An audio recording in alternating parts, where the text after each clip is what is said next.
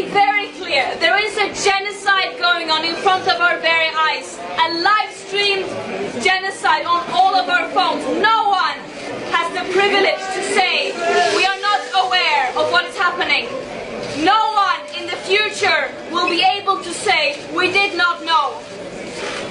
Under international law, states have a legal obligation to act to prevent and to stop a genocide from happening. That means ending complicity, applying real pressure, and ending arms transfers. We are not seeing that. We are not even seeing the bare minimum from our governments. Our international systems are betraying Palestinians. They are not even able to prevent the worst war crimes from happening.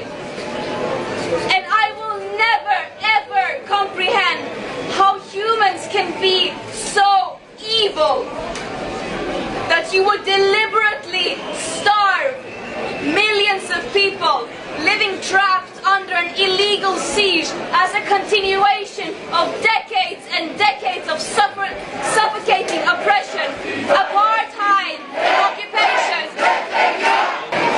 What we aim to do with the global Sumud flotilla was to step up when our governments failed to do their legal obligation.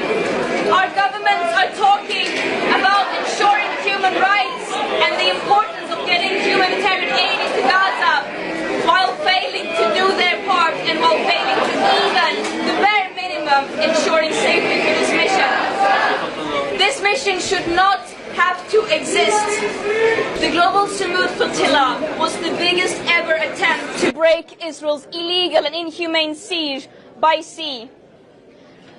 And it is a story of global international solidarity, of people stepping up when our governments fail to do so, of people saying that my leaders, so-called leaders who are supposed to represent me, who continue to fuel a genocide, death and destruction, they do not represent me. And this is a last resort. That this mission has to exist, it's a shame. It is a shame. And I could talk for a very, very long time about our mistreatment and abuses in our imprisonment, trust me, but that is not the story. What happened here was that Israel, while continuing to worsen and escalate their genocide and mass destruction with genocidal intent, attempting to erase an entire population, an entire nation in front of our very eyes, they once again violated international law by preventing humanitarian aid from getting into Gaza while people are being starved. And we want to also emphasize that we do not only need humanitarian aid to enter Gaza, we need an end to the siege, we need an end to the occupation and the oppression. This action was challenging our extremely violent business as usual that is preventing these war crimes from happening. And that is what this story is about. We cannot take our eyes away from Gaza, from all the places of the world that are suffering, living on the forefronts of this business as usual systems. Congo, Sudan, Afghanistan, Gaza, and many, many more. What we are doing is the bare minimum.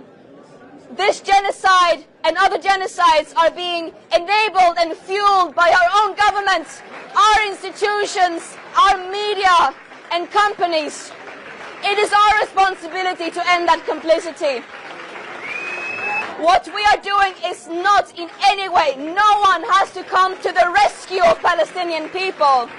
What we are doing is hearing and acting upon their calls for people all over the world to take action and end our complicity, to use our privileges, our platforms to take a stance against this that is in every way unjustifiable.